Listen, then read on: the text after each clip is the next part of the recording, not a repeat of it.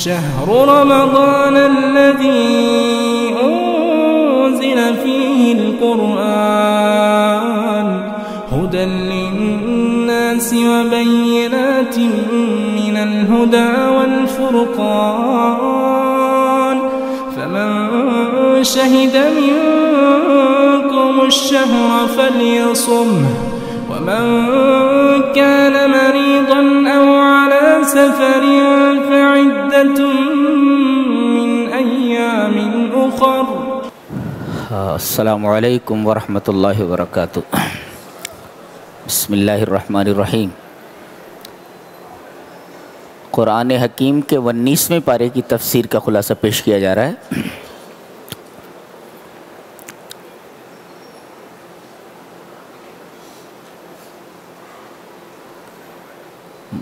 کفار مکہ اور مشرکین مکہ کے ایک احمقانہ اعتراض کا جواب دیا جا رہا ہے. اعتراض یہ ہے کہ بھئی محمد ہی پر فرشتے کیوں نازل ہوتے ہیں صلی اللہ علیہ وسلم، ہمارے اوپر فرشتے نازل کیوں نہیں ہوتے؟ یہ اعتراض. اللہ یہ فرما رہا ہے فرشتوں کو دیکھنے کی بڑی جلدی پڑی ہوئی ہے. فرشتوں کو دیکھنے کی بڑی جلدی پڑی ہوئی ہے. ایک دن دیکھو گے، لیکن جب دیکھو گے تو بولو گے قریب مت آنا، دور دور. وقال الذين لا يرجون لقاءنا لولا انزل علينا الملائكة او نرى ربنا لقد استكبروا في انفسهم واتوا عتوا كبيرا يوم يرون الملائكة لا بشرى يومئذ للمجرمين. جس دن یہ دیکھیں گے فرشتوں کو، اس دن ان کے لیے کوئی خوشی کی بات نہیں ہوگی، اور کہیں گے دور دور ہجر محجورہ. یہ عربوں کا ایک محاورہ ہے. جب وہ کسی خوفناک چیز کو دیکھتے ہیں، یہ آ رہی ہے، کہتے ہیں ہجر محجورہ، ہجر محجورہ، میرے قریب مت آنا. تو ابھی تو فرشتوں کو دیکھنے کی بڑی جلدی پڑی ہوئی ہے، اور جب یہ نظر آئیں گے تو تم لوگوں کے لیے کوئی اچھا دن نہیں ہوگا. یہ پھر ساری ہیکڑی ہوا ہو جائے گی. اس کے بعد ایک بڑی پیاری بات کہی جا رہی ہے، اور اللہ کی ہر بات پیاری ہے. کہا جا رہا ہے کہ جتنے بھی کام تم کرتے ہو، جتنے بھی اعمال تم سر انجام دیتے ہو، اگر ان اعمال کے پیچھے رضائے الہی مقصود نہیں ہے تو ایسے تمام عملوں کو قیامت کے دن ہباء منصورہ کر دیا جائے گا. ہباء منصورہ کہتے ہیں، ہبا کہتے ہیں ڈسٹ، اور منصورہ مطلب اسکیٹرڈ. تو ہم ان تمام عملوں کو جو خالص اللہ کی رضا کے لیے نہ کیے گئے ہوں گے، تو ہم ان تمام عملوں کو اڑتی ہوئی گرد بنا دیں گے، اڑتی ہوئی دھول بنا دیں گے. جس طرح اڑتی ہوئی دھول کی کوئی اہمیت نہیں ہوتی، کوئی وزن نہیں ہوتا. وزندار چیز کیا ہوتی ہے؟ نیچے جاتی ہے نا، ایسے کہ وزنی چیز کو چھوڑ دو تو نیچے چلی جاتی ہے، اور ہلکی چیز ہوتی ہے تو اوپر چلی جاتی. اس کا مطلب تمہارے وہ اعمال جو تم نے خالص رضائے الہی کے لیے نہیں کیے ہوں گے، تو ان اعمال کا کوئی وزن نہیں ہوگا. وہ تو اڑتی ہوئی ڈسٹ، اڑتے ہوئے غبار کی طرح ہو جائے گی، جو بہت ہلکی ہوگی. ان اعمال میں وزن نہ ہونے کو ہباء منصورہ کہہ کر کے ان کا خفیف ہونا اور ان کا ہلکا ہونا واضح کیا گیا. تو جو بھی کام کریں مقصد رضا الہی ہو.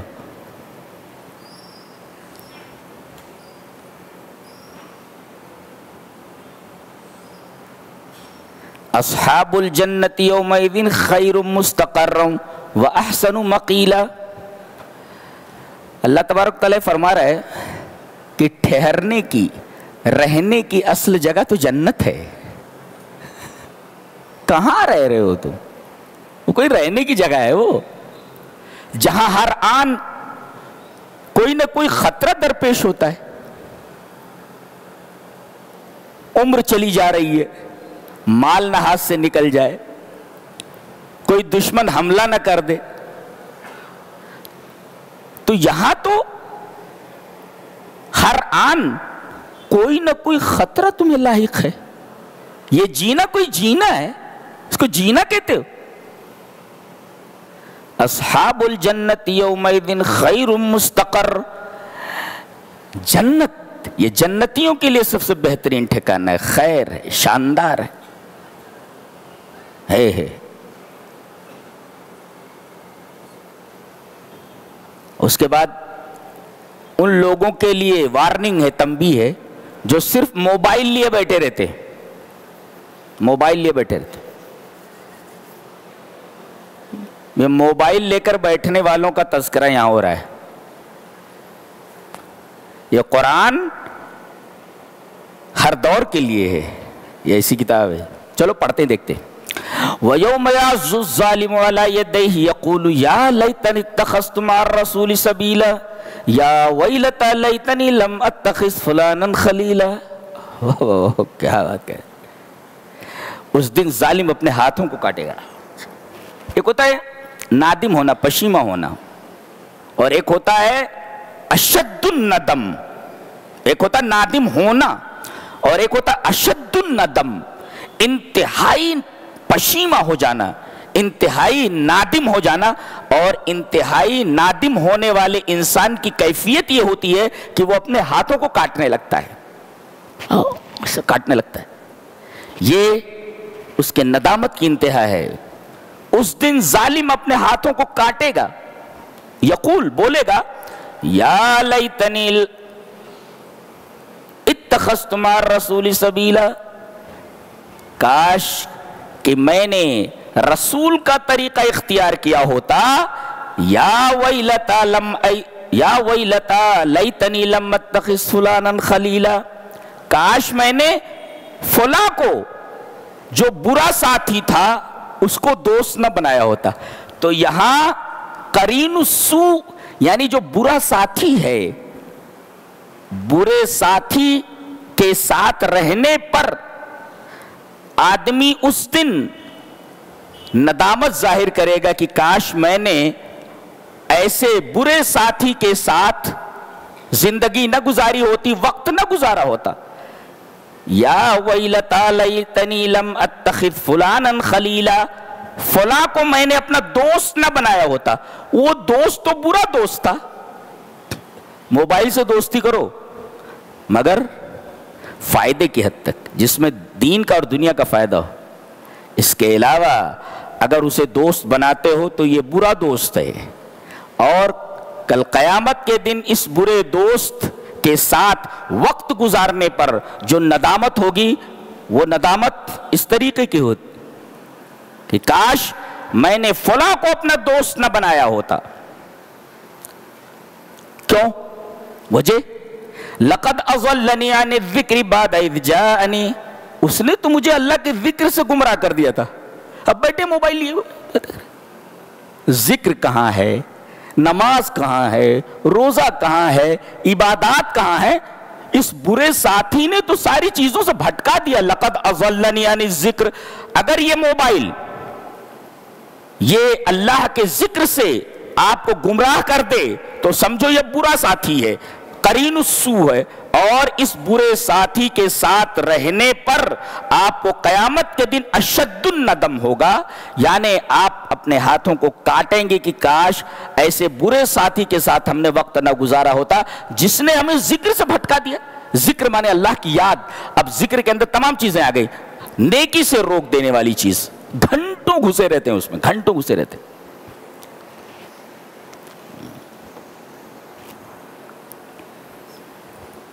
اس کے بعد فرمایا گیا وَقَالَ الرَّسُولُ يَا رَبِّ إِنَّ قَوْمِ اتَّخَذُوا هَذَا الْقُرْآنَ مَهْجُورًا. اس آیت کریمہ پر ٹھہر کر ایک نقطہ ذہن نشین کر لیں. پورے قرآن حکیم میں کہیں بھی اللہ کے رسول نے رب کے اوپر یا حرف ندا داخل کر کے یا رب نہیں کہا ہے، صرف یہی ایک جگہ جی، ہر جگہ ربی، یا کہیں نہیں ہے رب کے ساتھ۔ اب جب آدمی بولتا ہے یا ربی، ایک ہوتا ربی، ایک ہوتا یا ربی، اس کا مطلب کچھ بڑی بات کہنا چاہ رہا ہے، تبھی تو یا حرف ندا لا رہا ہے، جس کے لانے کی ضرورت نہیں ہے۔ رسول کیا کہیں گے؟ یا ربی، اے میرے رب۔ میری قوم نے اس قرآن کو مہجور بنا دیا تھا۔ لوگ کہتے ہیں قرآن کو چھوڑ دیا تھا، قرآن کو چھوڑ دیا تھا یہ مطلب نہیں اس کا، قرآن کو مہجور بنا دیا تھا۔ مہجور یہ اس میں مفعول ہے، جیسے ریلوے اسٹیشنز پر آپ نے دیکھا ہوگا کہ سگنلز وغیرہ کے لیے گاڑیوں کے ایسے مکان بنا دیا جاتا ہے پلیٹ فارم پہ آگے، اور جب اس مکان کو جو پرانا ہو چکا ہوتا ہے اس کو خالی کر کے نئے مکان میں آ جاتے ہیں تو اس پر لکھ دیا جاتا ہے ابینڈنڈ، یعنی وہ مکان تو اسٹیشن پر موجود ہے مگر اس میں کام نہیں ہو رہا ہے، اس سے کام نہیں لیا جا رہا، اس کو کہتے ہیں مہجور، ابینڈنڈ۔ تو قرآن تو ہمارے پاس ہے لیکن اس سے کوئی فائدہ نہیں اٹھا رہا ہے نا، تو قرآن ہے ہمارے پاس مگر اس سے فائدہ نہ اٹھانا اسٹیشن پر موجود اس مکان کی طرح ہے جس کے اوپر ابینڈنڈ لکھ دیا گیا ہے کہ بھائی مکان تو ہے مگر اس سے کوئی کام نہیں لیا جا رہا ہے۔ تو آج ہر مسلمان کے گھر میں قرآن ہے مگر اس سے فائدہ کہاں اٹھایا جا رہا ہے؟ کون اس کی تلاوت کے لیے وقت نکال رہا ہے؟ کون اس کو سمجھنے کے لیے وقت صرف کر رہا ہے؟ امام ابن تیمیہ رحمۃ اللہ علیہ نے اس آیت کریمہ پر تفسیرہ کرتے ہوئے ایک جملہ ارشاد فرمایا ہے، فرمایا من حجر القرآن فہو من اعداء الرسل، جو آدمی قرآن کو چھوڑ دے وہ رسول اللہ صلی اللہ علیہ وسلم کے دشمنوں میں سے ایک دشمن ہے۔ اللہ اکبر، من حجر القرآن فہو من اعداء الرسل، جو قرآن کو چھوڑ دے وہ رسول اللہ صلی اللہ علیہ وسلم کا دشمن ہے۔ وہ کتنی بڑی بات ہے، دشمن ہے رسول کا وہ۔ اب اس پر کہہ رہے ہیں فلاں جگہ مسلمانوں کو مارا جا رہا ہے، فلاں جگہ کاٹا جا رہا ہے، فلاں جگہ پریشان کیا جا رہا ہے، یہ کیا ہو رہا ہے؟ یہ کیا ہے؟ یہ رسول کے دشمنوں کے ساتھ کیا سلوک کیا جانا چاہیے؟ کیا ہو رہا ہے؟ قرآن کو چھوڑنے کے کئی مطلب ہیں۔ آدمی ایمان چھوڑ دے، آدمی پڑھنا چھوڑ دے، آدمی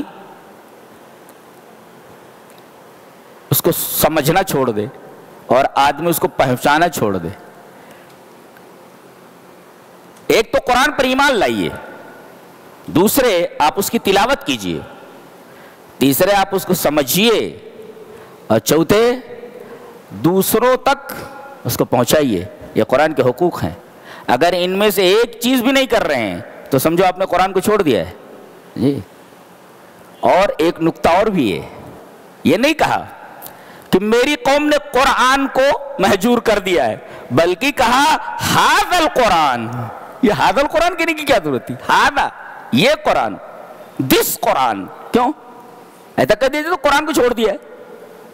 یہ قرآن اشارہ اس بات کی طرف ہے ان مثلہ، یعنی ان مثل القرآن لا یتخذ مہجورا، قرآن جیسی چیز یہ چھوڑے جانے کے لائق ہے، بل هو جدیر بالاقبال علیہ والانتفاع، بلکہ یہ ایسی چیز ہے کہ جس کو ہاتھوں ہاتھ لیا جائے اور اس سے فائدہ اٹھایا جائے۔ اللہ، لیکن عجیب بات ہے کہ ایک انتہائی قیمتی چیز جو کائنات میں سب سے زیادہ قیمتی ہے وہ لوگوں کو پیش کی جا رہی ہے، مگر لوگ ہیں کہ اس قیمتی چیز کو لینے کے لیے تیار نہیں۔ یہ کمال کی بات ہے، کوئی قیمتی چیز آدمی کو دی جائے اور آدمی اس کی طرف توجہ نہ کرے تو یہ کتنی حیرت کی بات ہے۔ اور کائنات کی سب سے قیمتی چیز دی جا رہی ہے، اس وجہ سے کہا کہ یہ قرآن، کہتے نہیں بھئی گلاس چھوڑے جانے کے لائق ہے، کہا کہ یہ گلاس چھوڑے جانے کے لائق، تو آپ سمجھ رہے ہیں، ایک عام بات کہی جائے کسی چیز کے بارے میں اور کہا جائے کہ یہ اشارہ کر کے کہا جائے، اس کا مطلب یہ چیز اس لائق ہے کہ چھوڑی جائے، وہ کہا گیا وقال الرسول یا ربی، یا ربی اس وجہ سے آپ نے کہا لشدت الہم لحق به، نبی کریم صلی اللہ علیہ وسلم کو جو غم لاحق ہے کہ آپ کی قوم کفار مکہ نے اس کو چھوڑ دیا، اس کو قبول کرنے سے انکار کر دیا۔ کوئی قیمتی چیز کسی کو دی جا رہی ہے، اس کی طرف توجہ نہ کرے تو دینے والے کو ظاہر ہے تکلیف ہوگی، بہت زیادہ غم ہوگا۔ تو نبی کو اس بات کا غم تھا کہ اتنی قیمتی شے میں دے رہا ہوں اپنی قوم کو، اور یہ قوم ہے کہ اس کو لینے کے لیے تیار نہیں۔ تو لشدت الہم، غم کی شدت کی وجہ سے آپ نے فرمایا یا ربی، جبکہ پورے قرآن میں رب کے ساتھ کبھی بھی یا لگا کر کے نبی کریم صلی اللہ علیہ وسلم نے اپنے رب کو نہیں پکارا ہے۔ اور ایک مفسر نے ایک شاندار تفسیرہ کیا ہے کہ ابعاد الناس عن القرآن وسیلۃ من وسائل الضلال، لوگوں کو قرآن سے دور کرنا یہ گمراہی کے ریزنز میں سے ایک ریزن ہے، گمراہی کے وسیلوں میں سے ایک وسیلہ ہے، گمراہی کے ذرائع میں سے ایک ذریعہ ہے۔ اگر آدمی قرآن سے دور کر رہا ہے کسی کو تو سمجھو وہ گمراہی کا ایک ذریعہ، ایک ریزن فراہم کر رہا ہے، ایک وسیلہ فراہم کر رہا ہے۔ کتنے لوگ ہیں جو آج لوگوں کو قرآن سے دور کر رہے ہیں، قرآن سے دور کر رہے ہیں لوگوں، بیان نہ کرنا بھی قرآن کو، یہ بھی قرآن سے دور کرنے کا ایک وسیلہ ہے۔ کتنی عجیب بات ہے، یہ قرآن کا مہینہ ہے، شہر رمضان الذی انزل فیہ القرآن، لیکن کسی کو کچھ پڑی نہیں ہے کہ لاؤ کم سے کم اس مہینے میں تھوڑا بہت جو کچھ ہو سکے قرآن حکیم کی عظمت اور قرآن حکیم کیا ہے لوگوں کے سامنے بیان کرنے۔ توفیق نہیں ہو رہی ہے، توفیق نہیں ہو رہی کسی کو۔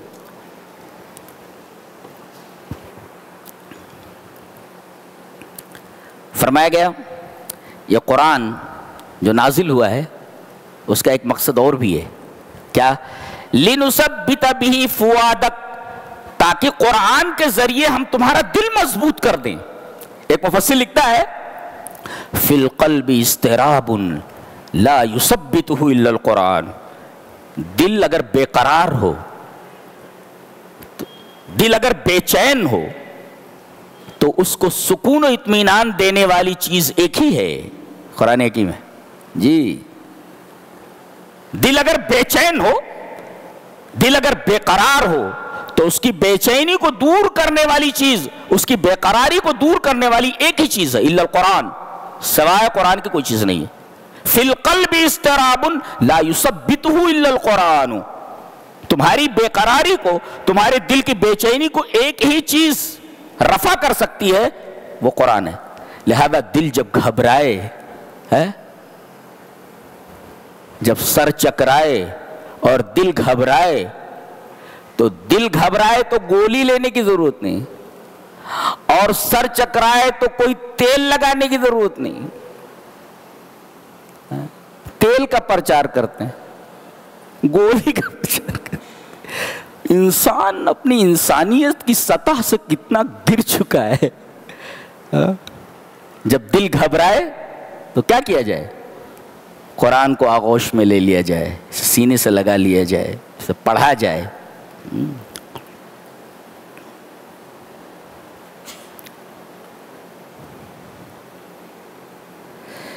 ایک بڑی شاندار بات کہی جا رہی ہے، بھروسہ کس کے اوپر کرنا چاہیے؟ فرمایا کہ زندہ کے اوپر۔ بولے زندہ تو سبھی ہیں، آگے فرمایا گیا وَتَوَكَّلْ عَلَى الْحَيِّ الَّذِي لَا يَمُوتُ، زندہ تو بہت سارے لوگ ہیں، تو اس زندہ کے اوپر بھروسہ کرو جس کو موت نہیں آتی ہے۔ اچھا تو تم مر جاؤ گے نا، تو اپنے اوپر بھروسہ مت کرو۔ بابا ہیں مر جانے والے ہیں، ان پر بھروسہ مت کرو، اور جو مر کر قبر میں چلے گئے وہ زندہ نہیں ہے، لہذا ان کے اوپر بھی بھروسہ مت کرو۔ بھروسہ کس کے اوپر؟ وَتَوَكَّلْ عَلَى الْحَيِّ الَّذِي لَا يَمُوتُ، اس ہستی کے اوپر بھروسہ کرو جو زندہ ہے۔ اب زندہ کہنے بہت سارے لوگ ہیں، نہیں، اس زندہ کے اوپر بھروسہ نہیں کرنا، اس زندہ کے اوپر بھروسہ کرنا ہے لا یموت، جس کو موت نہیں آتی ہے۔ ہم نے بھروسہ کس کے اوپر کر لیا ہے؟ اپنے اوپر اور ان زندوں کے اوپر جو زندہ لوگ ایک دن موت سے ہمکنار ہونے والے ہیں، موت سے دو چار ہونے والے ہیں۔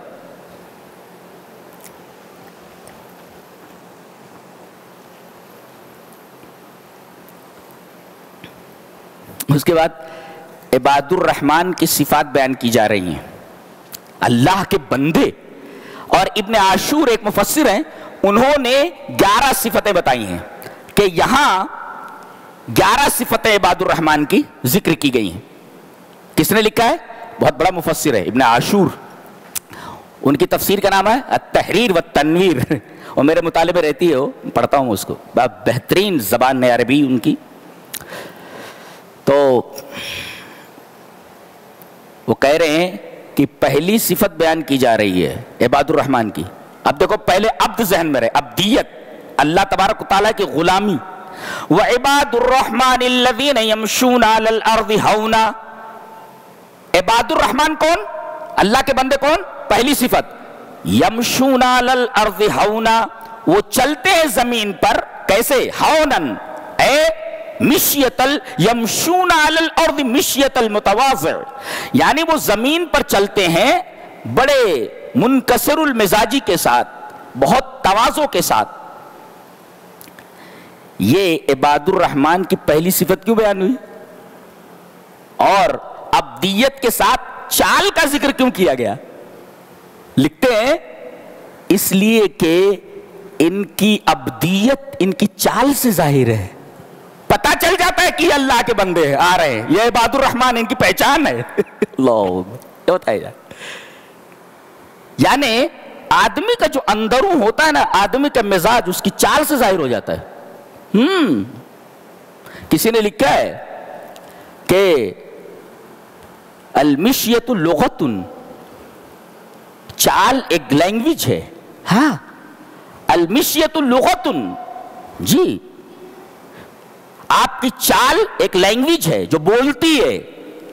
تو ظاہر ہے کہ عباد الرحمن چل رہے ہیں تو ان کی چال سے اس طرح عبدیت ظاہر ہو رہی ہے کہ اللہ کے بندے ہیں، دیکھ کر پتہ چل جاتا ہے ان کی چال سے کہ یہ عباد الرحمن آ رہے ہیں۔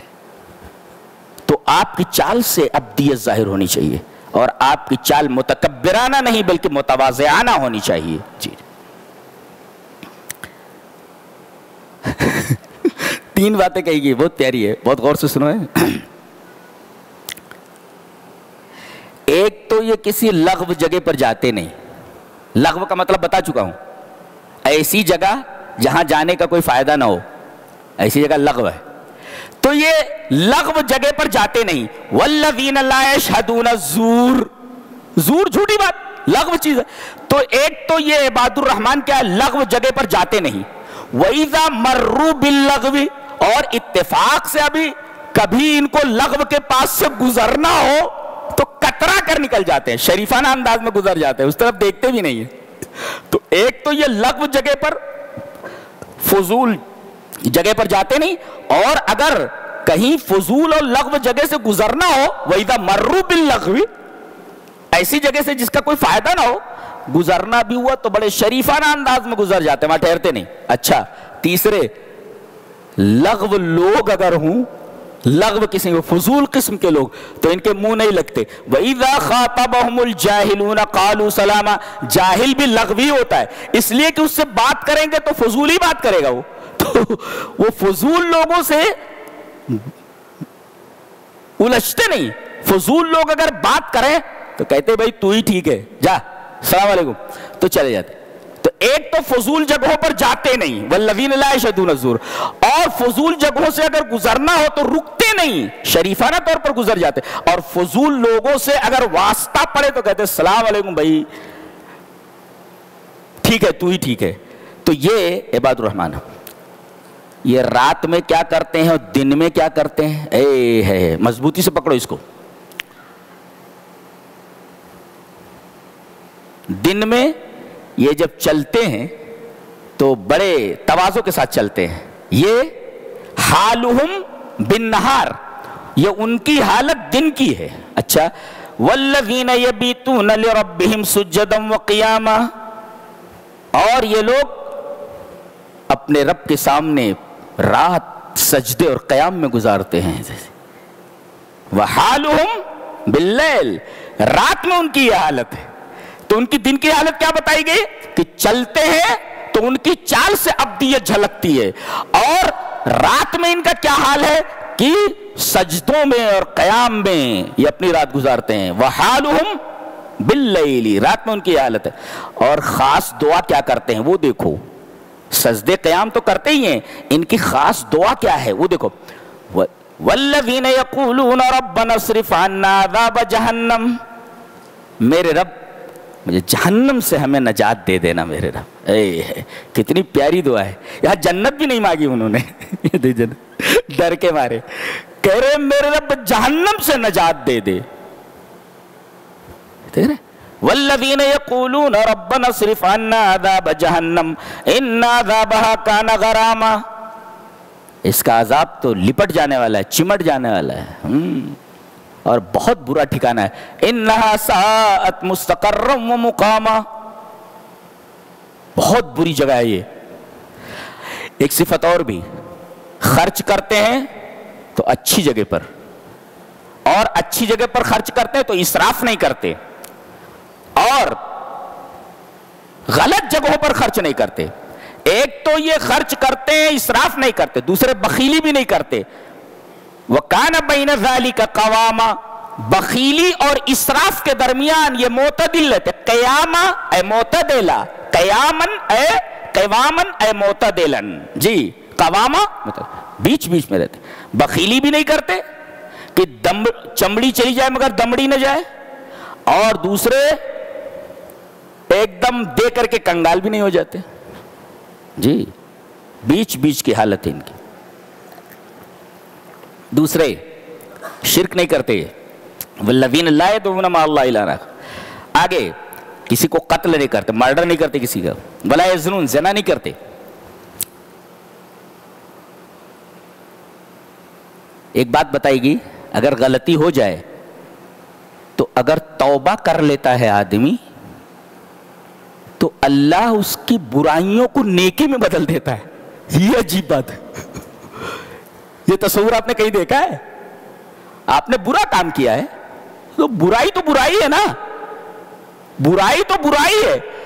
توبہ کا پاور اتنا ہے کہ وہ برائی کو نیکیوں میں بدل دیتا. فَأُولَٰئِكَ يُبَدِّلُ اللَّهُ سَيِّئَاتِهِمْ حَسَنَاتٍ، اللہ ان کی سیئات کو حسنات میں بدل دیتا ہے اگر توبہ کر لیا تو. إِلَّا مَن تَابَ وَآمَنَ وَعَمِلَ صَالِحًا. جی یہ توبہ کا پاور ہے.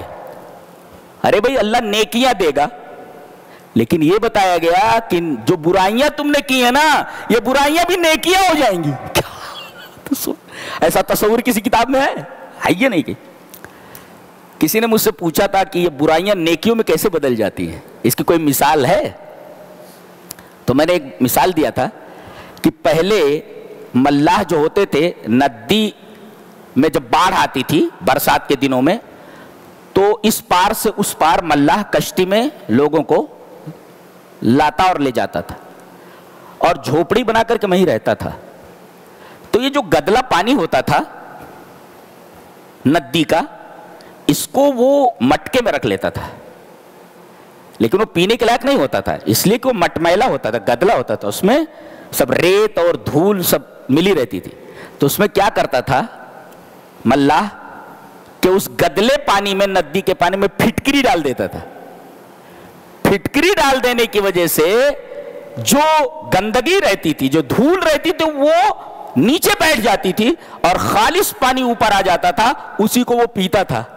تو اللہ تبارک و تعالیٰ کیا کرتا ہے، اسی گدلی چیز میں، تمہاری گندگی میں اپنی رحمت کی پھٹکری ڈال دیتا ہے، اور اس طریقے سے وہی چیز جو اچھی نہیں رہتی، اللہ تبارک و تعالیٰ کی رحمت کی پھٹکری اس گندی چیز کو اچھی چیز بنا دیتی ہے. فَأُولَٰئِكَ يُبَدِّلُ اللَّهُ سَيِّئَاتِهِمْ حَسَنَاتٍ، اللہ تبارک و تعالیٰ تمہاری برائیوں کو تمہاری نیکیوں میں بدلتا ہے. تو ایک تو نیکیاں ہماری ہیں اب ساری برائیاں بھی اگر نیکیوں میں بدل جائے تو کیا کہنے، نور علی نور ہے. اچھا نور علی نور ہے. کہتے ہیں اور ایک دعا کرتے رہتے، کیا؟ والذین یقولون ربنا ھب لنا من ازواجنا وذریاتنا قرۃ اعین، اے ہمارے رب ہماری بیویوں کو اور ہماری اولاد کو ہماری آنکھوں کی ٹھنڈک بنا. دیکھ رہے ہیں آپ ترتیب، پہلے بیویاں ہیں بعد میں بچے ہیں. ھب لنا من ازواجنا وذریاتنا، تو ازواج کو کیوں پہلے لایا گیا؟ اس لیے کہ بیوی نہ تو بچے کہاں سے آئیں گے، لہذا ترتیب یہی ہونی چاہیے کہ پہلے بیوی ہو بعد میں بچہ ہو، ہے نا. اور دوسرے ایک صاحب نے لکھا ہے لِأَنَّ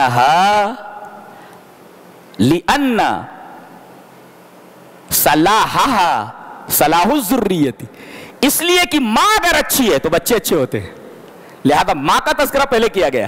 اور ایک صاحب نے تبصرہ کیا من سعادت المرء فی الدنیا ان تکون زوجته صالحۃ واولادہ ابرار، آدمی دنیا میں سب سے خوش نصیب اس وقت ہوتا ہے جب اس کی بیوی صالحہ ہو اور اس صالحہ بیوی نے بچوں کی ایسی تربیت کی ہو کہ بچے ابرار ہوں، نیک ہوں. تو آدمی کی سب سے بڑی سعادت یہ ہے کہ بیوی صالحہ ہو، نیک ہو، اور بچے ابرار ہوں، نیک ہوں. اسی وجہ سے پہلے ازواج لایا گیا بعد میں، اس لیے کہ بچوں کو بنانے میں اور بگاڑنے میں ماں کا ہاتھ بہت بڑا ہوتا ہے. لِأَنَّ صَلَاحَ صَلَاحُ الذُّرِّيَّةِ، اس لیے کہ ماں اگر اچھی ہے تو بیٹے اچھے ہوتے. جاٹ بنوشہ کا قول ہے شاید، تم مجھے ایک اچھی ماں دو میں تمہیں ایک اچھی قوم دیتا ہوں. کوئی معمولی جملہ نہیں ہے، یہ یہیں سے لیا اس نے. کیا؟ تم مجھے ایک اچھی ماں دو میں تمہیں ایک اچھی قوم دیتا ہوں.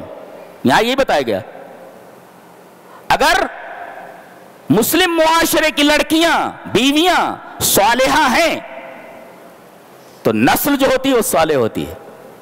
آج مائیں صالحہ نہیں ہیں، لہذا بچے بگڑے ہوئے ہیں. انہیں اللہ اور اس کے رسول سے، دین اسلام سے کچھ لینا دینا نہیں. اب اگر وہ شکایتیں کریں اللہ سے، دنیا سے، تو یہ شکایتیں بیجا ہیں نا، بیکار قسم کی. آخر میں کہا گیا قُلْ مَا يَعْبُؤُ بِكُمْ رَبِّي لَوْلَا دُعَاؤُكُمْ، اللہ کو تمہاری کوئی پرواہ نہیں ہے اگر تم اللہ سے دعا نہ کرو. یعنی اس کا مطلب یہ ہے کہ اگر تم اللہ سے دعا نہ کرو تو اللہ کو تمہاری کوئی پرواہ نہیں ہے. He doesn't care who are you، وہ بالکل کیئر نہیں کرتا کہ تم کون ہو. کون ہو تم، اللہ کیئر نہیں کرتا اگر اللہ سے دعا نہیں کرتے ہو تو. گویا کہ اللہ کے پروٹیکشن میں اگر آپ کو رہنا ہے، اللہ کی حفاظت میں رہنا ہے اور اللہ کے کیئر میں رہنا ہے. دنیا دار کیا بولتے ہیں جب بچوں کو جدا کرتے ہیں؟ یہی نہ کہتے ہیں کہ بھئی اپنے بارے میں کیئر کرنا، خیال رکھنا اپنا. یہ نہیں کہتے ہیں کہ میں اے میرے بچے تجھے اللہ کی حفاظت میں دیتی ہوں، اللہ کی حفاظت میں دیتا ہوں. کوئی نہیں کہتا. تو اللہ کو کوئی پرواہ نہیں ہے تمہاری اگر تم اللہ سے دعا نہیں کرتے ہو تو. ایک مفسر نے بڑی اچھی بات لکھی ہے کہ 3 چیزیں بلاؤں کو دور کر دیتی ہیں. ثلاثۃ تدفع البلاء، 3 چیزیں ایسی ہیں جو مصیبت کو دور کر دیتی ہیں. نمبر 1 الدعاء، مصیبت دور ہو جاتی ہے اس سے. اور دوسرے شکر النعم، اللہ تبارک و تعالیٰ کی نعمتوں کا شکریہ. اور تیسرے نصرت الضعفاء، کمزوروں کی مدد. جو لوگ کمزور ہیں، پریشان حال ہیں، ان کی مدد کر کے دیکھو. حضرت موسیٰ علیہ السلام کے پاس کچھ نہیں ہے، جس کپڑے میں ہے وہی کپڑا ہے، اور 7-8 دن کا سفر کر کے مدین پہنچے ہیں. ابھی گاؤں میں داخل نہیں ہوئے، شہر میں داخل ہوئے، باہر ہی ہے. دعا کر رہے ہیں رب انی لما انزلت الی من خیر فقیر. یہ دعا کی انہوں نے. کب؟ جب کمزوروں کی مدد کی. تو لڑکیاں کھڑی ہوئی تھی اور تمام چرواہے اپنے اپنے جانوروں کو پانی پلا کر چلے گئے. یہ کمزور لڑکیاں وہاں کھڑی ہوئی ہیں. انہوں نے جا کر کے اللہ نے جو ان کو طاقت دی تھی، کنویں کا ڈھکن اٹھا کر کے ان کی بکریوں کو پانی پلایا، ان کی مدد کی. جب وہ چلی گئی تو پھر جب درخت کے نیچے لوٹ کر آ کر بیٹھے تو دعا کی، رب انی لما انزلت الی من خیر فقیر. یہ دعا تھی ان کی. کمزوروں کی مدد کے بعد جیسے ہی انہوں نے دعا کی، وہ لڑکی تھوڑی دیر میں آ گئی. بولے ان ابی یدعوک،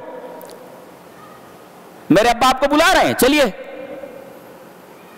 تو یہاں تو بے یارو مددگار تھے، نوکری بھی مل گئی اور بیوی بھی مل گئی. ابھی ان کی بیوی کا تذکرہ ہے آگے. تو ایسا 3 چیزیں بلاؤں کو دور کر دیتی ہے. اگر آپ کو جلدی سے دعا قبول کروانی ہے اللہ سے تو ایک کام کرو، کسی کمزور کی مدد کر دو، اس کے بعد دعا مانگو، دعا قبول ہو جاتی ہے. جتنی جلدی آپ کو دعا کرانی ہے، نصرت الضعفاء، کمزوروں کی تو مدد کرو، فوراً دعا قبول ہوتی ہے. اللہ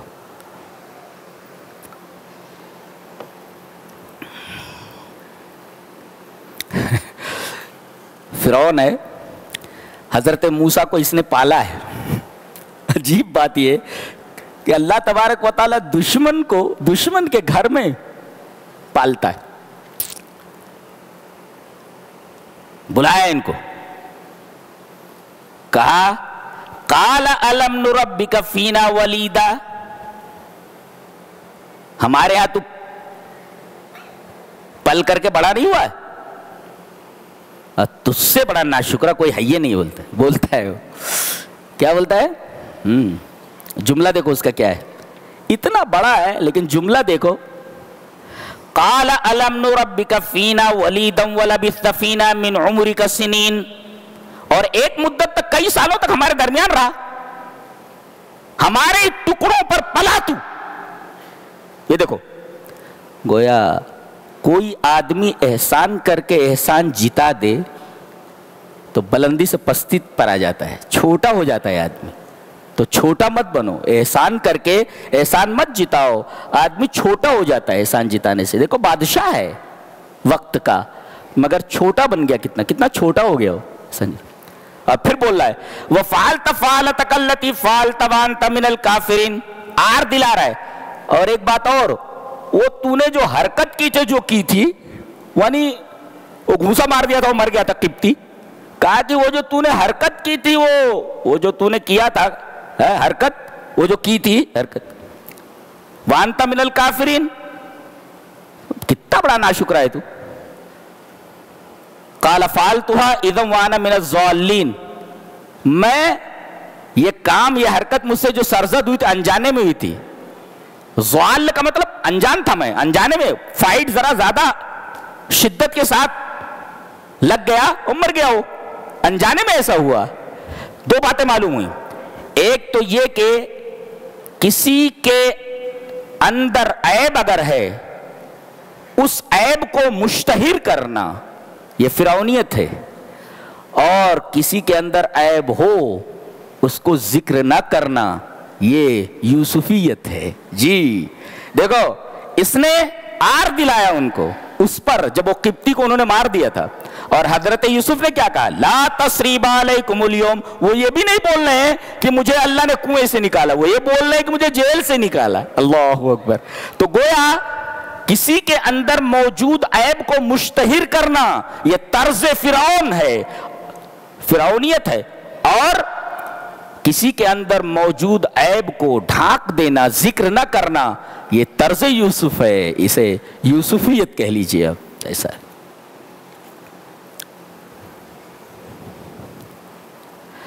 حضرت ابراہیم علیہ السلام کی دعا ہے آگے. کیا دعا ہے، اللہ اکبر. جی ایک چیز دیکھیے، حضرت ابراہیم کہہ رہے ہیں اپنے باپ سے اور قوم سے، ما تعبدون اذ قال لی، بہت پیاری بات کہی جا رہی ہے، اذ قال لی ابیہ وقومہ ما تعبدون، یہ کس چیز کی عبادت کر رہے ہو؟ تو کہہ رہے ہیں قالوا نعبد اصناما، ہم بتوں کو پوج رہے ہیں، فنظل لها عاکفین، اور ہم ان پر جمے رہیں گے. یہ دیکھو، ایک مفسر بہت اچھا لکھتا ہے کہ حاجت الانسان للعبادت فطریت لو لم یعبد اللہ لا کفى علی عبادت غیرہ، کہ عبادت کی جو ضرورت ہے وہ انسان کے اندر فطری ہے، فطرت میں داخل ہے عبادت کرنا، اور جب اسے اللہ نہیں ملتا تو دوسرے کی عبادت کرنے لگ جاتا ہے. لَوْ لَمْ يَعْبُدِ اللَّهَ لَكَفَى عَلَىٰ عِبَادَتِ غَيْرِهِ. اب ظاہر ہے کہ عبادت فطرت میں داخل ہے تو کرے گا ہی. اب وہ اللہ نہیں مل رہا ہے اس کو تو غیر کی پوجا کرنے لگتا ہے وہ.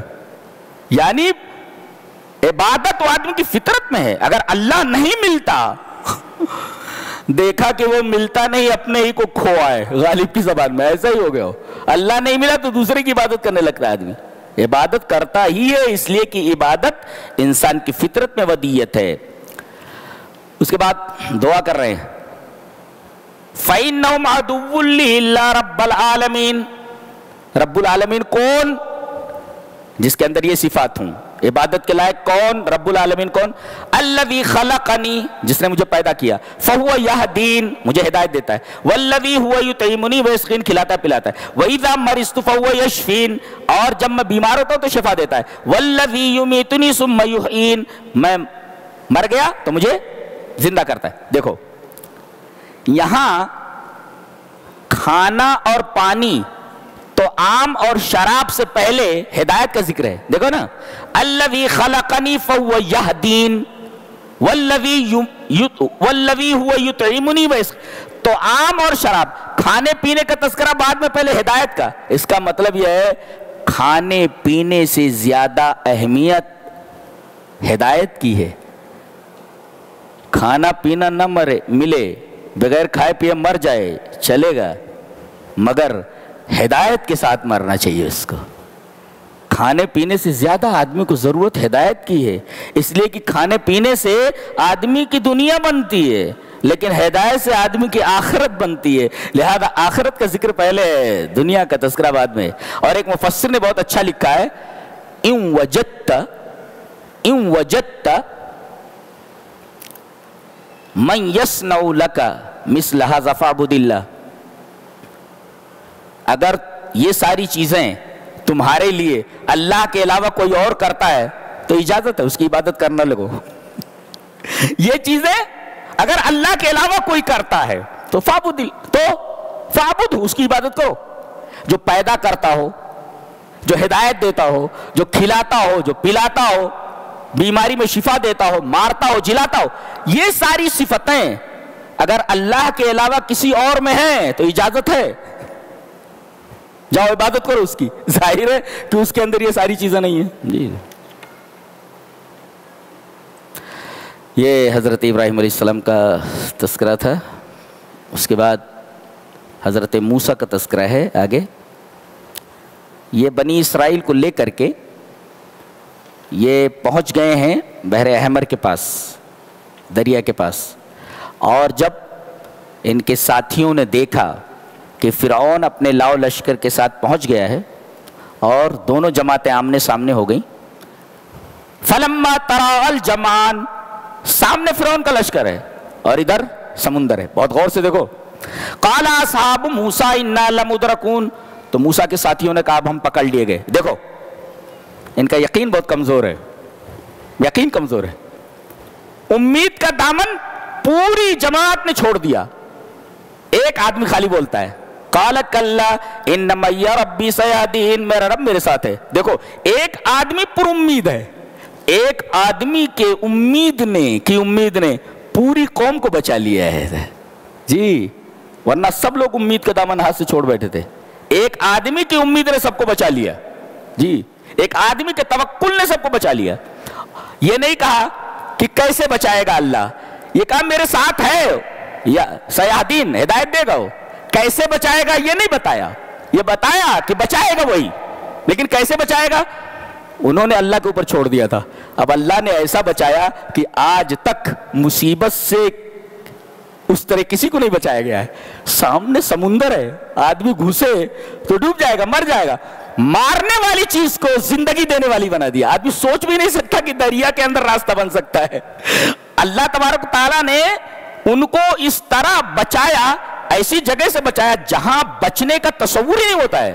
تو مارنے والی چیز کو، جلانے والی چیز، مارنے والی چیز کو جو موت دے دے، اللہ تبارک و تعالیٰ نے وہاں دریا میں راستہ دے دیا، وہاں زندگی مل گئی۔ تو ایسی جگہ سے آدمی کو اللہ نجات دے دیتا ہے، آدمی سوچ بھی نہیں سکتا کہ یہاں سے بھی اللہ ہمیں بچا سکتا ہے، اس طریقے سے بھی ہمیں بچا سکتا ہے کیا؟ کیا بات ہے!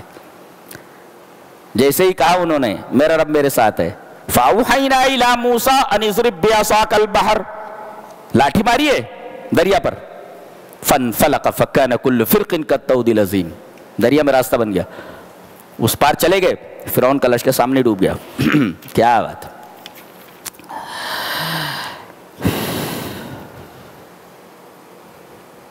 یہ قوم صالح کا تذکرہ ہے۔ فرمایا گیا کہ یہ بڑے خوشحال تھے، یہ بڑی فارغ البالی تھی ان کے ہاں، اور فارغ البالی جب ملی تو اسراف کرنے لگے، یہ ہر چیز میں اسراف۔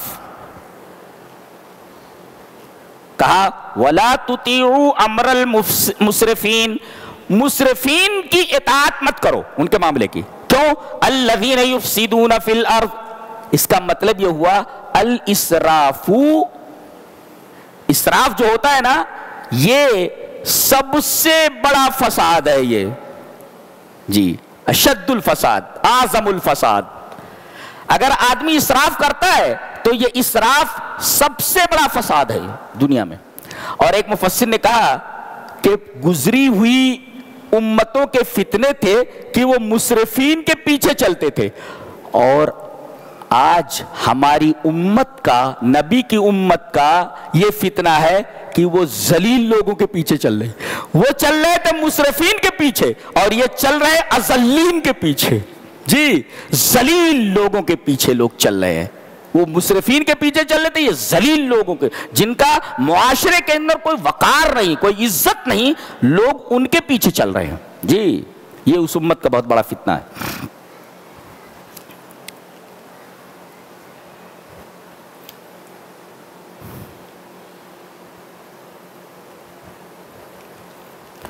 حضرت موسیٰ علیہ السلام یہ مدین سے لوٹ رہے ہیں، بیوی ہے، بچے ہیں، کڑاکے کی ٹھنڈک ہے، رات ہے، ایک جگہ ٹھہرے، اب دیکھا کہ بچے کانپ رہے ہیں، بیوی کانپ رہی ہے ٹھنڈک سے، پریشان ہو گئے دیکھ کر کے، کہنے کہ ٹھہرو، کسو، میں ٹھہرو، میں نے ایک آگ دیکھی ہے سامنے، انی آنست نارا، قال موسیٰ لأہلہ، اپنی بیوی سے بول رہے ہیں، انی آنست نارا، ایک آگ نظر آ رہی ہے، سآتیکم منہا بخبر، خبر لاتا ہوں میں، او آتیکم بشہاب قبس، آگ کا کوئی انگارہ لے کر کے آتا ہوں، یہاں جلا دیتے ہیں، تھوڑی گرمی ملے گی، لعلکم تصطلون، شاید تم لوگوں کو گرمی ملے، یہ نہیں کہہ رہے ہیں لعلنا نستلی، ہم لوگوں کو گرمی ملے، ایسا نہیں بول رہے، لعلکم تصطلون۔ ایک مفسر لکھتا ہے کہ سب سے بہترین قدم آپ کا وہ قدم ہے جو اپنی ذات کے لیے نہیں، دوسروں کی مدد کے لیے اٹھتا ہے۔ دیکھو یہ نہیں کہہ رہے کہ لکڑیاں لاتا ہوں جلاتا ہوں، آگ لاتا ہوں جلاتا ہوں اور ہم سب کو گرمی ملے گی، کہہ رہے لعلکم تصطلون، لعلنا نستلی نہیں کہہ رہے، ہم سب کو گرمی ملے گی۔ انہیں اپنی فکر نہیں ہے، اپنے اہل و عیال کی فکر ہے۔ اور اس میں ایک نکتہ اور بھی ملا کہ بہترین شوہر وہ ہے جو اپنی ذات سے زیادہ اپنی بیوی کا خیال رکھتا ہو، اس کا کیئر کرتا ہو۔ یہ قرآن حکیم بتا رہے، کہتے ہیں کہ اسلام میں عورتوں کی کوئی قدر ہی نہیں ہے۔ یہ دیکھیے لعلکم تصطلون بول رہے، لعلنا نستلی نہیں بول رہے۔ اور جانتے ہیں بہت عجیب بات کہنے جا رہا ہوں، یہ اس بیوی کے لیے جا رہے لانے کے لیے، اور اس سے یہ کہہ رہے ہیں جس بیوی کے لیے انہوں نے 8 سال تک برتن مانجے ہیں، یہ بیوی سامان یہ ہے جج 8 سال، بولے لڑکی سے شادی کر دوں گا، ان دونوں میں سے کون سی پسند ہے؟ وہ جو پہلے آئی تھی، کر دوں گا شادی، لیکن مہر بولے 8 سال خدمت کرنا ہے یہاں رہ کر کے۔ تو یہ وہی بیوی ہے جس کو لے کر کے جا رہے ہیں، 8 سال تک جس بیوی کے لیے برتن مانجے ہیں نا انہوں نے، بکریاں چرائی ہیں اور خدمتیں کی ہیں، کیا کیا نہیں سہا ہے، اس سے بول رہے ہیں ٹھہر، میں تیری گرمی کا کچھ سامان پیدا کرتا ہوں تاکہ تجھے گرمی ملے. ایسے تو بعض بیویاں ایسی ہوتی ہیں جن کے لیے برتن بھی مانجنا بہت اہمیت کی چیز ہوتی ہے. تو ایسی لڑکی دیکھو جس کے لیے برتن مانجنا سعادت کی بات ہو. ایسی لڑکیاں ہیں کہاں کہ جن کے لیے برتن مانجا جائے؟ کچھ سمجھ میں آ رہا ہے کہ نہیں آ رہا ہے؟ جی. اب وہاں گئے تو ایک عجیب چیز دیکھی انہوں نے. آگ نہیں ہے، وہ ایک درخت ہے وہاں پر. وہ تور کے پاس ایک ساتھی رہتے ہیں میرے، تو میں نے ان سے پوچھا کہ وہ درخت ہے ابھی؟ بولے نہیں وہ درخت نہیں ہے، وہ درخت نہیں ہے. ہزاروں سال پہلے کی بات ہے نا، درخت کہاں رہتا ہے اتنے دنوں تک وہ درخت. اور کہہ رہے ہیں کہ اس میں آگ لگی ہوئی تھی، درخت میں آگ لگی ہوئی تھی اور آگ بھڑکتی جا رہی تھی. اب لکڑیاں جمع کر دیجئے، اس میں آگ لگا دیجئے اور اس پر لکڑی ڈالتے جائیے تو آگ بھڑکتی رہتی ہے. تو کہتے ہیں اس درخت میں آگ لگی ہوئی تھی اور جتنا آگ بھڑک رہی اتنا درخت ہرا ہوتا جا رہا ہے. یہ ایک عجیب و غریب بات ہو. آگ لگنے پر درخت سوکھتا ہے، یہاں آگ جتنی بھڑک رہی ہے وہ درخت اتنا ہرا ہوتا جا رہا ہے. اور پھر آواز آتی ہے یا موسیٰ انی انا اللہ، اے موسیٰ میں اللہ ہوں. وہ کیا کیفیت ہے میرے پاس الفاظ نہیں بیان کر سکوں. وہ آئے، اس کے بعد کہا کہ ہاتھ میں تیرے کیا ہے؟ مانوس کرنے کے لیے صرف ایک تو آگ جل رہی ہے، دوسرے چاروں طرف سنڈاٹا ہے اور اس کے بعد لاٹھی ہے ہاتھ میں. اب اللہ ان کو مانوس کر رہا ہے، ماحول سے مانوس ہو جائے. وما تلک بیمینک یا موسیٰ، تمہارے دائیں ہاتھ میں کیا ہے؟ بولے لاٹھی ہے، اس کے ذریعے میں بکریوں کو چراتا ہوں، پتے جھاڑتا ہوں، یہ کرتا ہوں وہ کرتا ہوں. بات لمبی کر رہے. آدمی جو کہیں ڈر رہا ہوتا ہے نا تو بات کو لمبی کر دیتا ہے، بات کو لمبی کر دیتا ہے. سوال کچھ ہوتا ہے جواب کو بڑھا دیتا ہے. کہا کہ اس لاٹھی کو زمین پر ڈال دے. ہاں یہی تو ایک سہارا ہے اس تنہائی میں اور اس خطرناک جگہ میں. اس کو بھی کہا جا رہا ہے پھینک دو، پھینک دیے. اب پھینکتے ہی فلما راہا تحت الزکانہا جان ولا مدبرم ولم یعقب، کہتے ہیں کہ وہ ایک بہت بڑا سانپ بن کر کے کھڑا ہو گیا. ابھی ایک اور مصیبت ہے. بولے اس کو دیکھ کر کے پیٹ پھیر کر کے بھاگے اور پیچھے مڑ کر نہیں دیکھتے. ولا مدبرم ولم یعقب. اللہ تبارک تعالیٰ نے کہا لا تخف، ڈرو نہیں. یہ تو ڈرانے کی بات ہو رہی ہے تو اللہ فرمائے ڈرو نہیں. یعنی ان کے دل سے ڈر مکمل ختم کرنے کے لیے سب کیا گیا ہے. جی پکڑ لے، اس کو پکڑ لے. سونٹا بن کر کے، لاٹھی بن کر کے ہاتھ میں گیا.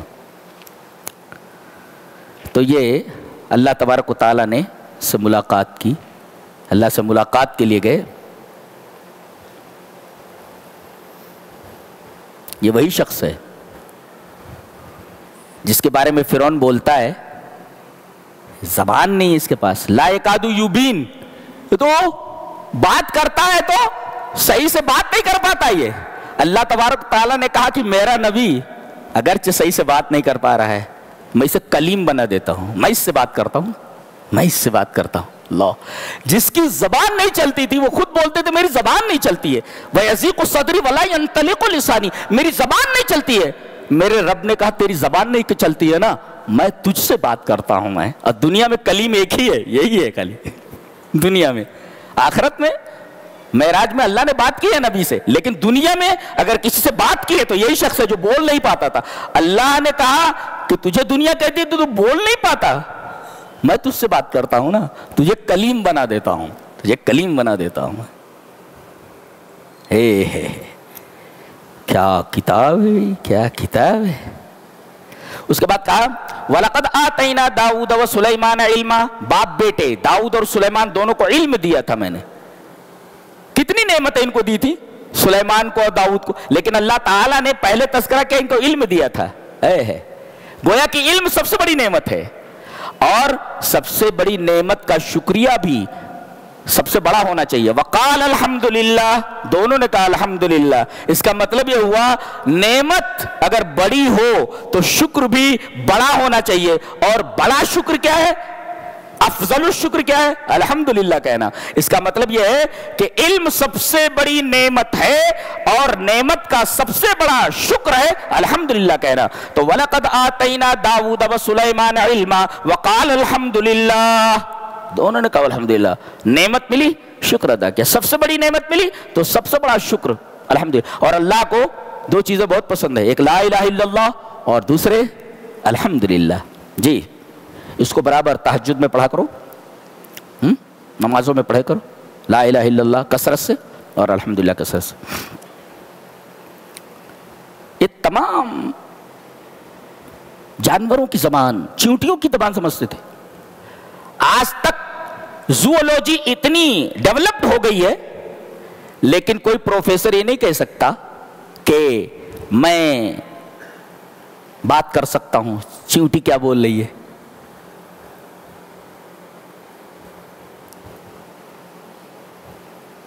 ہاں آثار سے آپ سمجھ سکتے ہیں، آثار سے سمجھ سکتے. تو ان کو چڑیوں کی بولی سکھایا گیا تھا. وہ لمنا منطق الطیر، وہ حدود سے بات کر رہے ہیں، چیونٹیوں سے بات کر رہے ہیں. اب کہیں جا رہے ہیں لشکر لے کر کے تو چیونٹیوں کی وادی میں آئے، چیونٹیوں کی وادی حتی اذا طوال وادی النمل.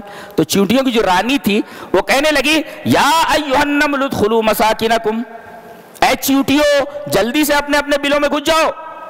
لا یحطمنکم سلیمان وجنودہ وہم لا یشعرون، سلیمان اور اس کا لشکر کہیں لاشعوری میں تمہیں کچل نہ دے. دیکھو ایک تو یہ اس نے اپنی قوم کو، اپنی امت کو متنبع کیا کہ جان بچاؤ جلدی سے، اور دوسری طرف ایکسکیوز بھی کیا، حسن ظن، کہ یہ لوگ ایسے نہیں ہے کہ ہمیں بلا وجہ مار دیں.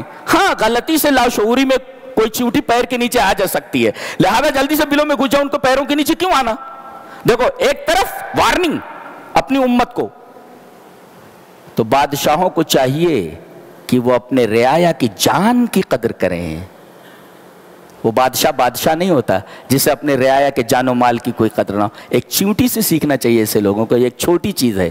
اللہ قرآن کہتا ہے ایسے صاحب اقتدار، ایسے بادشاہوں کو، ایسے وزراء کو چیونٹی سے سبق لینا چاہیے. اور یہ ایک نبی کے بارے میں کہہ رہی ہے اور اس کے لشکر کے بارے میں. اس کا مطلب ہے یہ جان بوجھ کر کے چیونٹی کو بھی نہیں مارتے، وہم لا یشعرون. تو انسانوں کو کیوں ماریں گے؟ یہ چیونٹی کی بات اس بات کی دلیل ہے کہ کوئی مسلمان ٹیررسٹ نہیں ہوتا، بلا وجہ کسی کو نہیں مارتا. وہم لا یشعرون. جی چیونٹی کی بات سمجھ لے انہوں نے کیا بول رہی ہو. فتبسم ضاحکا من قولها، اس کی بات سن کر کے وہ مسکرا پڑا، اس لیے کہ ڈائریکٹ نام لیا تھا اس نے. لا یحطمنکم سلیمان. اتنے بڑے آدمی ہیں، ایک تو سطوت ہے، بادشاہت ہے، نفوذ ہے، جیش ارمرم ہے. جیش ارمرم کا مطلب بہت بڑی تعداد والا لشکر. تو سطوت، قدرت، بادشاہت، علم، نفوذ، اقتدار، جیش ارمرم، یہ ساری چیزیں موجود ہیں. لیکن ایک چیونٹی کی بات پر مسکرا پڑے ہیں. تواضع سیکھا جائے نا، تواضع، یہ تواضع ہے. چیونٹی نام لے رہی ہے لیکن وہ مسکرا رہے ہو. اتنی چھوٹی مخلوق میرا نام لے رہی ہے، مسکرا پڑے ہو. فتبسم ضاحکا من قولها، اس کی بات پر حضرت سلیمان مسکرا پڑے. یہ قال رب اوزعنی ان اشکر نعمتک التی. چیونٹی کیا کہہ رہی وہ سمجھ میں آ گیا ان کو. تو ظاہر ہے کہ بہت بڑی نعمت ہے یہ چیونٹیوں کی زبان سمجھنا، آج تک کوئی سمجھ ہی نہیں پایا. تو اللہ کا شکر ادا کر رہے اس نعمت پر. ان اشکر نعمتک التی انعمت علی. یہ نعمت دو بار ہے. ایک مفسر لکھتا ہے کہ نعمت جو ہوتی ہے، شکر النعمت نعمتن، نعمت کا شکر کرنا بھی نعمت ہے. یحتاج الی شکر، اس کے لیے ایک اور شکر کی ضرورت ہے. ایک نعمت ملی آپ کو، آپ نے اس پر شکر ادا کیا تو یہ شکر نعمت ہے. اب اس نعمت پر بھی نعمت، پھر وہ شکر ہے تو اس پر ایک دیکھ رہے ہیں کتنی حیرت کی بات ہے. انعمت نعمتک التی انعمت علی، کہ شکر نعمت نعمت یحتاج الی شکر، تو نعمت کا شکر ادا کرنا بھی ایک نعمت ہے، اور یہ نعمت یحتاج الی شکر، پھر یہ محتاج ہے شکریہ کی۔ یہ ہوا۔ اس کے بعد چیک کر رہے تھے آ کر کے، تفقد مانے چیک کرنا، بولے کیا بات ہے، وہ ہدہد نظر نہیں آ رہا ہے؟ بولے بغیر بتائے گیا ہے، لَوَعَذِّبَنَّهُ عَذَابًا شَدِيدًا أَوْ لَأَذْبَحَنَّهُ، یا تو اسے سخت سزا دوں گا یا پھر ذبح کر دوں گا، اور لَيَأْتِيَنِّي بِسُلْطَانٍ، تین چیزیں معلوم ہوئی۔ اگر مجرم کا جرم بہت بڑا ہے تو ذبح، پھانسی دے دینی چاہیے تاکہ معاشرہ اس کے جرموں کی اذیت سے پاک ہو جائے، اور اگر جرم ہلکا ہے تو سزا دی جائے، لَوَعَذِّبَنَّهُ عَذَابًا شَدِيدًا، عمر قید یا پھر جتنے دنوں کے سزا کے لائق ہے، اور لَيَأْتِيَنِّي بِسُلْطَانٍ مُبِينٍ، لیکن سزا دینے سے پہلے اسے بولنے کا موقع دیا جائے، اپنے حق میں بولنے کا موقع، لَيَأْتِيَنِّي بِسُلْطَانٍ مُبِينٍ، دلیل لائے ہو، ایسے سزا نہیں دی جائے جب تک جرم ثابت نہ ہو۔ تو جب تک جرم ثابت نہیں ہوتا تب تک ملزم ہے، جرم ثابت ہو جائے تو مجرم ہے، تو کرمنل ہے وہ، ورنہ اس سے پہلے وہ ملزم ہے۔ تھوڑی دیر میں آیا، ہاں اٹھتا اٹھتا آیا، تو کہا تھا، بولے میں یہاں سے شہر سبا چلا گیا تھا، اس وقت تقریباً کئی مہینوں کا سفر تھا، وہ اڑتا اڑتا چلا گیا تھا۔ کہا وہاں سے ایک یقینی خبر لے کر کے آیا ہوں، اور انی احط فقال احط بما لم تحط بھی، جو مجھے معلوم ہے وہ آپ کو معلوم نہیں ہے۔ یہ تو ایک چھوٹا پرندہ حضرت سلیمان سے بول رہا ہے جو مجھے معلوم ہے وہ تمہیں معلوم نہیں بولتا۔ ایک مفسر نکتہ بتاتا ہے کہ اسلام میں اظہار رائے کی آزادی دی گئی ہے، لیکن الذی لا ینافی الادب، جو ادب کے خلاف نہ ہو۔ آپ بول سکتے لیکن اگر آپ ہمارے پیغمبر کو برا بھلا کہنے لگے یہ ادب کے خلاف ہے، اس اظہار رائے کی آپ کو اجازت نہیں دی جا سکتی۔ جی تو اظہار رائے کی آزادی ہے، مگر کون سے اظہار رائے کی آزادی؟ جو منافی ادب نہ ہو، ادب کے منافی نہ ہو۔ یہ بول رہا ہے، کہتے ہیں چھوٹوں کو بھی بات چیزیں ایسی معلوم ہوتی جو بڑوں کو معلوم نہیں ہوتی۔ دیکھو ہے کہ نہیں؟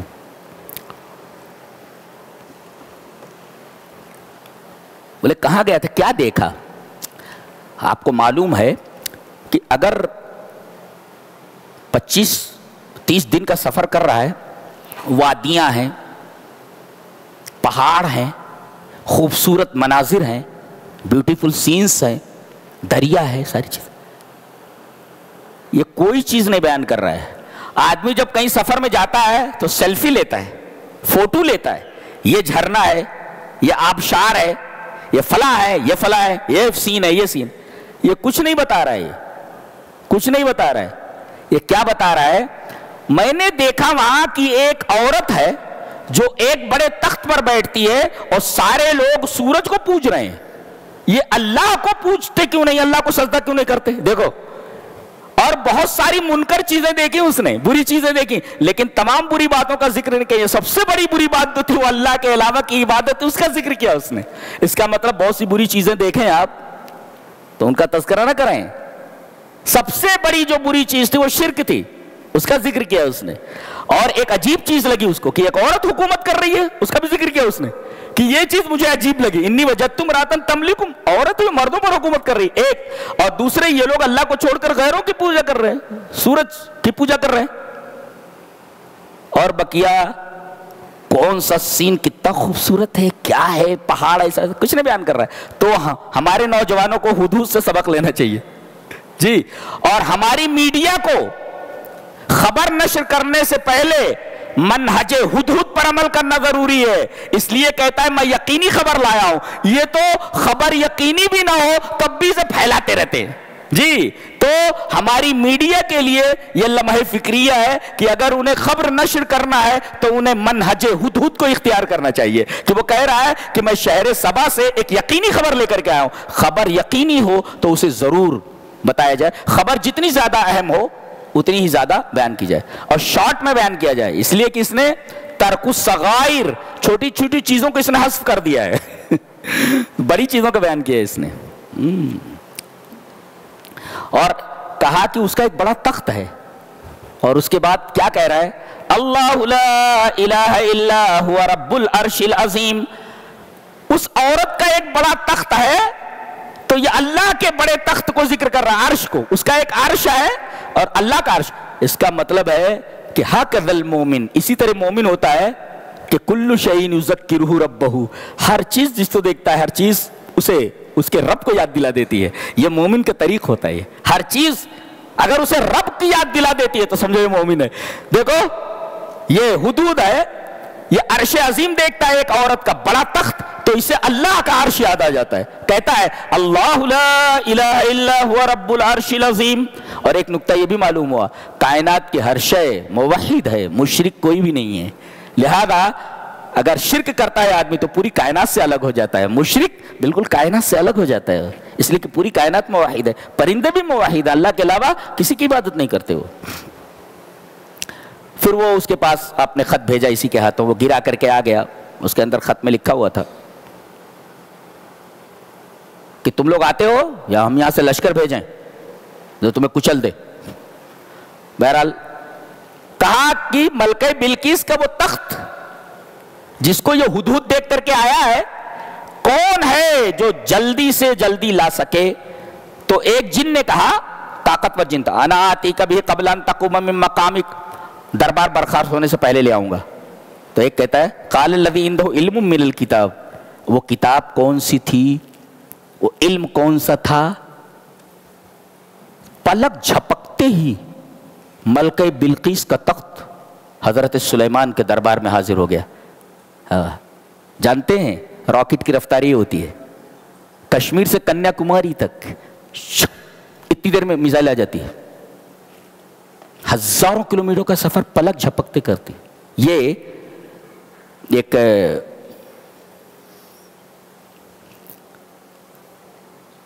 انسان کی بنائی ہوئی ایک شے کا، اس کے شے کی رفتار ہے. پلک جھپکتے ہی آیا، دیکھا کہ وہ تخت وہاں کھڑا ہے. جب ملکہ آئی تو آنے سے پہلے کہا اس میں تھوڑی سی ترمیم کر دو، اس کے تھوڑی سی تبدیلی کر دو. کس میں؟ اس تخت میں. قال نکروا لها، اس کے اندر تھوڑی سی ترمیم کر دو.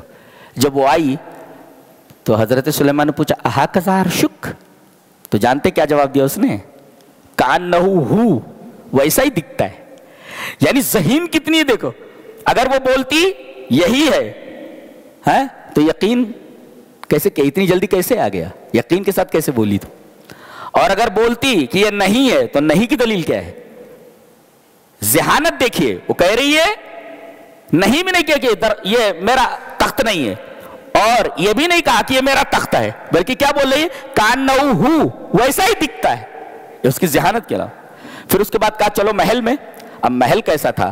وہ نیچے اس طریقے سے پتھر بچھائے گئے تھے، صرح ممرد من قواریر، کہ ایسا لگتا تھا جیسے پانی بہ رہا ہو. تو جب وہ آگے بڑھی تو اس نے اپنے کپڑوں کے پائچے پنڈلی کے اوپر اٹھا لیے، جبکہ وہ پانی نہیں تھا وہاں پہ. اب اگر وہ داخل نہ ہوتی تو بزدل تھی، اور اگر داخل ہونے کے بعد اپنے پائچے نہ اٹھاتی تو غبیہ تھی، بیوقوف تھی، اس لیے کہ بظاہر وہ پانی ہی نظر آ رہا تھا.